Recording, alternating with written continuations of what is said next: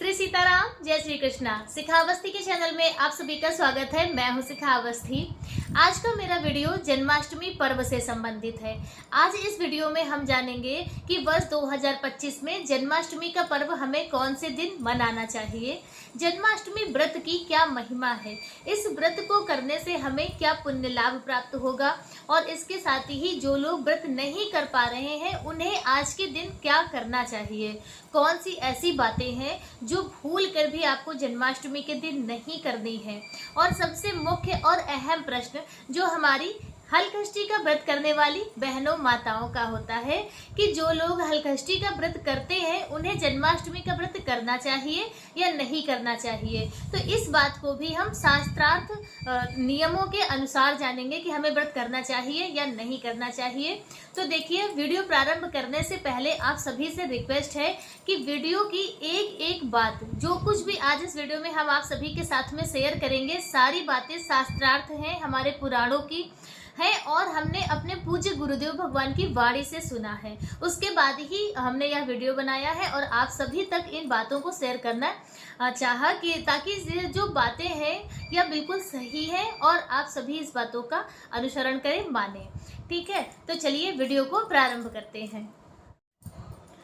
तो प्रत्येक वर्ष भाद्रपद मास के कृष्ण पक्ष की अष्टमी तिथि को हम भगवान श्री कृष्ण का जन्मोत्सव मनाते हैं, जिसे श्री कृष्ण जन्माष्टमी के नाम से जाना जाता है। भविष्योत्तर पुराण में ऐसा वर्णन आता है कि जन्माष्टमी का व्रत करने से व्रती को 20 करोड़ एकादशी का पुण्यफल प्राप्त होता है। यानी कि 20 करोड़ एकादशी का व्रत करने का आपको पुण्यफल प्राप्त होगा एक जन्माष्टमी का व्रत करने से। ब्रह्म वैवर्त पुराण में भगवान नारायण जी ने स्वयं नारद जी से कहा है कि जन्माष्टमी का व्रत करने वाले व्रती की चारों अवस्थाओं के जो भी अपराध होते हैं, पाप होते हैं, वह सभी नष्ट हो जाते हैं। और यदि वह व्रती जागरण करते हुए व्रत को करता है, यानी कि आप जन्माष्टमी की रात्रि में यदि जागरण करते हुए व्रत करते हैं तो आपके 700 जन्मों के पाप तुरंत ही नष्ट हो जाते हैं। अपने हिंदू सनातन धर्म में 4 मंत्र सिद्धि रात्रि होती हैं, यानी कि 4 ऐसी रात्रियां हैं जिनमें यदि आप पूजा पाठ जब तक करते हैं, जागरण करते हैं, तो उससे आपको बिल्कुल वज्र के समान अटल पुण्यों की प्राप्ति होती है। वह 4 रात्रियां हैं, महाशिवरात्रि की रात्रि है और होली की रात्रि, जिसे हम दारुण रात्रि के नाम से भी जानते हैं, और इसके साथ नरक चतुर्दशी की रात्रि है, और चौथी जन्माष्टमी की रात्रि है। यानी कि जन्माष्टमी की रात्रि में जन्मोत्सव के बाद जो भी भक्त जागरण करते हैं, नाम जाप करते हैं, मंत्रों का जाप करते हैं, तो उससे उन्हें सिद्धि प्राप्त होती है। यदि आपका कोई गुरु मंत्र है, आपने गुरु मंत्र ले रखा है, तो और उस मंत्र का आप रात्रि में जागरण करते हैं, रात्रि में उसका जाप करते हैं, तो आपका जो मंत्र है वह सिद्ध हो जाएगा। यदि आपके पास कोई मंत्र नहीं है, अभी आपने कोई भी गुरु दीक्षा नहीं ली है, तो जन्माष्टमी के दिन इस मंत्र का यदि आप जाप करते हैं तो आपको बहुत ज़्यादा पुण्यों की प्राप्ति होगी। भगवान श्री कृष्ण के द्वारा बताया हुआ यह चमत्कारी मंत्र है क्लीं कृष्णाय नमः, क्लीं कृष्णाय नमः। तो यदि कोई भी मंत्र आपके पास नहीं है तो आप इस मंत्र का जाप करते हुए जन्माष्टमी की रात्रि में यदि जागरण करते हैं तो आपको बहुत ही ज़्यादा पुण्यों की प्राप्ति होगी। शिव पुराण में भी जन्माष्टमी के व्रत को व्रतराज की उपमा दी गई है। शिव पुराण में जन्माष्टमी व्रत को व्रतराज कहा गया है।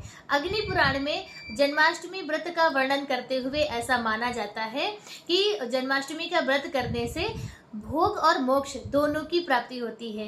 यानी कि जो सांसारिक सुख है, धन धान्य है, सुख समृद्धि है, संतान है, संपन्नता है, तो इन वस्तुओं की तो आपको प्राप्ति होगी ही, साथ में आपको मोक्ष की भी प्राप्ति होगी। तो जन्माष्टमी का व्रत करना बहुत ज़्यादा आवश्यक है और जन्माष्टमी का व्रत सभी को जरूर करना चाहिए। व्रत किस प्रकार से करेंगे, तो देखिए, यह एक ऐसा व्रत है जो आपको 20 करोड़ एकादशी करने का पुण्यफल प्राप्त कराएगा। तो ज़्यादा से ज़्यादा, सख्त से सख्त आपको यह व्रत रखना है। यानी कि आपको सबसे पहले तो निर्जल व्रत करना है। यदि आप निर्जल व्रत नहीं कर पा रहे हैं तो आप जल लेकर इस व्रत को कीजिए। यदि आप जल से भी इस व्रत को नहीं कर पाएंगे तो फिर उसकी जगह पर आप दूध, फल या नारियल पानी इत्यादि लेकर इस व्रत को कीजिए। इतना बहुत है।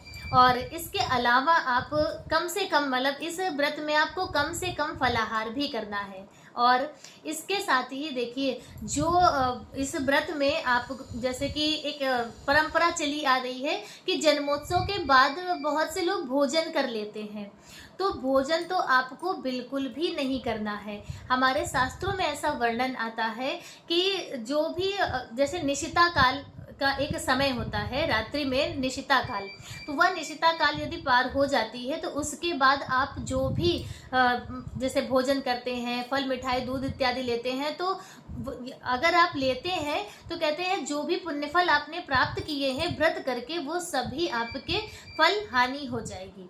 यानी कि जो भी आपने पुण्यों की प्राप्ति की है वो सभी तुरंत ही नष्ट हो जाएंगे यदि आप उस निशिता काल के बाद कुछ भी भोजन या फलाहार कुछ भी ग्रहण करते हैं। तो यदि आप जल फल इत्यादि यानी कि फलाहार व्रत कर रहे हैं तो तब भी आपको जन्मोत्सव के पहले ही अपना फलाहार कर लेना है। जन्मोत्सव के बाद फिर आपको कुछ भी ग्रहण नहीं करना है, सिर्फ पानी छोड़कर। आप पानी ले सकते हैं, पानी के अलावा कहते हैं कुछ भी नहीं करना चाहिए। जो लोग भोजन करते हैं तो उन्हें तो बिल्कुल भी भोजन बिल्कुल भी नहीं करना चाहिए जन्मोत्सव के बाद में, और ऐसा हमारे शास्त्रों में वर्णन है। तो चलिए अब हम या तो महिमा रही जन्माष्टमी व्रत की, अब हम जान लेते हैं कि वर्ष 2025 में हमें जन्माष्टमी का पर्व कौन से दिन मनाना है। तो देखिए जन्माष्टमी का जो व्रत है तो वह अष्टमी तिथि को मनाया जाता है। रोहिणी नक्षत्र भी देखे जाते हैं, लेकिन अब क्या है कि कभी तिथि मिलती है तो नक्षत्र नहीं, नक्षत्र मिलता है तो तिथि नहीं। तो देखिए शास्त्रों में ऐसा वर्णन आता है, शास्त्रों में हमारे ऐसा कहा गया है कि वर्जनिया प्रयत्नेन सप्तमी सहिता अष्टमी, यानी कि जिस अष्टमी में सप्तमी यदि थोड़ी सी भी लेस मात्र भी सप्तमी तिथि स्पर्श कर रही है तो वह अष्टमी व्रत करने योग्य नहीं है। उससे हमें अपराध ही लगेगा, पापों की प्राप्ति होगी, पुण्यों की कोई प्राप्ति नहीं होगी। और उदये चा अष्टमी किंचित नौमी सकलाय दे, यानी कि उदय काल में यदि थोड़ी सी भी अष्टमी तिथि है और उसके बाद पूरी नौमी तिथि है फिर भी वह अष्टमी व्रत करने योग्य होती है। तो इसलिए अष्टमी तिथि प्रारंभ हो जाएगी 15 अगस्त की रात्रि में 9:49 पर, ठीक है, और अष्टमी तिथि पूर्ण होगी 16 अगस्त को रात्रि में 9:34 पर। तो 15 तारीख को सप्तमी तिथि का स्पर्श हो रहा है, यानी कि जब हम 12 बजे भगवान का जन्मोत्सव मनाएंगे तो उस समय तो अष्टमी तिथि रहेगी, लेकिन उसके पहले सप्तमी तिथि रहेगी। तो इसलिए हमें 15 अगस्त को जन्माष्टमी का पर्व बिल्कुल भी नहीं मनाना है, और 16 अगस्त को जो अष्टमी तिथि हमें प्राप्त होगी, लेकिन रोहिणी नक्षत्र प्राप्त नहीं होगा। इसीलिए कई स्थानों पर 17 अगस्त को भी जन्माष्टमी का पर्व मनाया जा रहा है, क्योंकि रोहिणी नक्षत्र का यदि आप मान रखते हुए व्रत करते आ रहे हैं तो फिर आपको 17 अगस्त को जन्माष्टमी मनानी चाहिए, क्योंकि रोहिणी नक्षत्र प्रारंभ होगा 17 अगस्त को सुबह 4:38 पर। तो बहुत से स्थानों पर 17 अगस्त को भी जन्माष्टमी है। वैसे 99% सभी जगह 16 अगस्त को ही जन्माष्टमी का पर्व मनाया जा रहा है।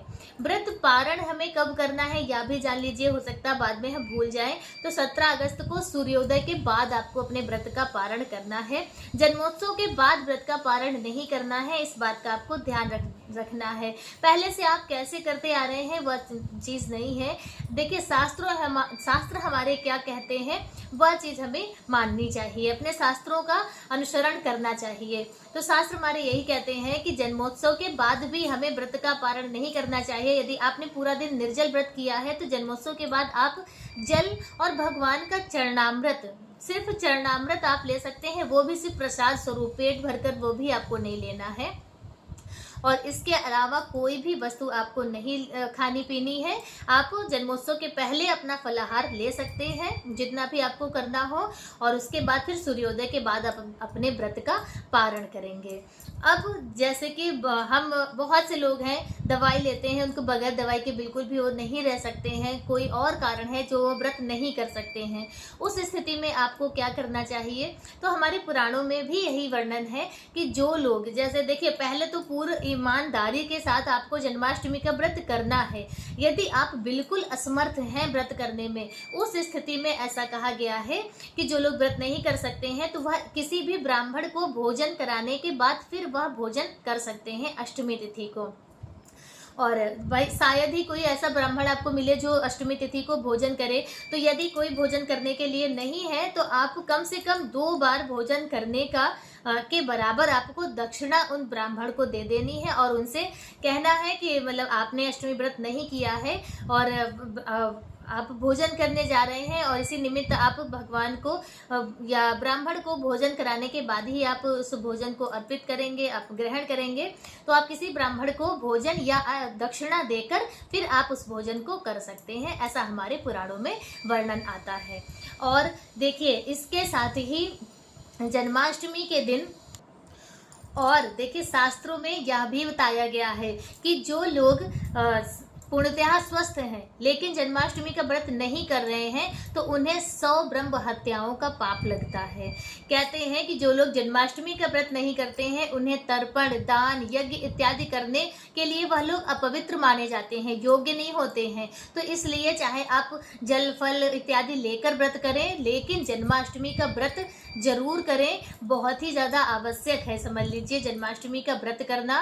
और जन्माष्टमी के दिन आपको भूल कर भी चावल का प्रयोग नहीं करना है, किसी भी रूप में आपको चावल का प्रयोग जन्माष्टमी के दिन नहीं करना है। ना आप खीर बनाएं भोग प्रसाद में और ना ही किसी भी रूप में आपको चावल का प्रयोग नहीं करना है, क्योंकि अष्टमी तिथि हमें एकादशी का पुण्यफल प्राप्त करा रही है। तो इसलिए एकादशी के जो व्रत के नियम है उन नियमों का भी हमें पालन करना चाहिए। तो चावल का प्रयोग आपको अष्टमी तिथि पर भूल कर भी नहीं करना है। अब सबसे मुख्य और अहम बात जो हमारी माताओं बहनों का कहना होता है कि जो लोग हलखष्ठी का व्रत करते हैं उन्हें जन्माष्टमी का व्रत नहीं करना चाहिए। तो हमारे शास्त्रों में, पुराणों में, ग्रंथों में कहीं भी किसी भी तरह से ऐसा कोई वर्णन नहीं है कि जहाँ पर यह लिखा हो कि जो लोग हलखष्ठी का व्रत करते हैं उन्हें जन्माष्टमी का व्रत नहीं करना चाहिए। देखिए हमारे पूज्य गुरुदेव भगवान भी ऐसा कहते हैं कि जन्माष्टमी का व्रत सभी को करना चाहिए, बालक हो, महिला हो, पुरुष हो, बालिका हो, वृद्ध हो। वृद्ध लोग भी यदि वह रखने में सक्षम है, सामर्थ्य है उन्हें व्रत करने का, तो वह लोग भी व्रत जरूर करें। जन्माष्टमी का व्रत करना बहुत ही आवश्यक है और हमें अटल पुण्यों की प्राप्ति कराता है। और जन्माष्टमी व्रत से संबंधित आज का वीडियो मेरा बस इतना ही। वीडियो कैसा लगा कमेंट करके जरूर बताएं। मिलते हैं दूसरे वीडियो में किसी दूसरी जानकारी के साथ। तब तक के लिए जय श्री कृष्णा, श्री सीताराम।